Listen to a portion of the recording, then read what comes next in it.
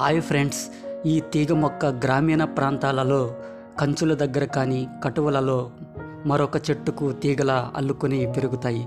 మీరు మీ ప్రాంతాలలో చూసి ఉంటారు. తెలుగులో బొప్పటి తీగ కాయలు, గాజు చెట్టు కాయలు లేదా అడవి బొప్పటి అని కూడా వివిధ ప్రాంతాలలో పిలుస్తారు. కానీ అడవి నేల ప్రాంతాలలో కనిపించే ఈ తీగ మొక్క అసలైన అడవి గాజు చెట్టు ఇదే. గిరిజన గ్రామీణ వైద్యంలో ఉపయోగపడే వీటి ఆకులు పల్లెలలో ఉన్నటువంటి ఈ తీగ మొక్క కాండం పసుపు మరియు పచ్చ రంగులో ఉండి ధారాళంగా చాలా వరకు అల్లుకుని పెరుగుతుంది. ఈ రెండు యాజిటీస్గా ఉన్న ఈ అడవి గాజు చెట్టు 3-4 అడుగులు మాత్రమే పెరుగుతుంది. వీటి కాండం నలుపు ఎరుపు రంగులో కనిపిస్తాయి. వీటి ఆకులు శరీరంపై ఉన్న పుండ్లు, తామర ఉన్నటువంటి సమస్యలకు ఈ ఆకులు పసరు వేసి నయం చేస్తారు.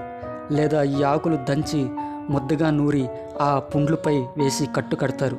ఇలాంటి చర్మ సమస్యలకు ఈ చెట్టు ఆకులు మంచి ఔషధముగా పనిచేస్తుందని గ్రామీణ వైద్యులు చెబుతారు. గ్రామీణ వాసులు ఈ కాయలు బాగా మాగి పసుపు రంగులో ఉన్నప్పుడు మాత్రమే వీటిని తింటారు. ఇవి తినడానికి చాలా తియ్యగా ఉండి కొద్దిగా చేదుగా ఉంటాయి. అలాగే గిరిజన మరియు గ్రామీణ వాసులు అడవి ప్రాంతాలు వెళ్ళి వీటి ఆకులను సేకరించి వైద్యంలో ఉపయోగిస్తారు.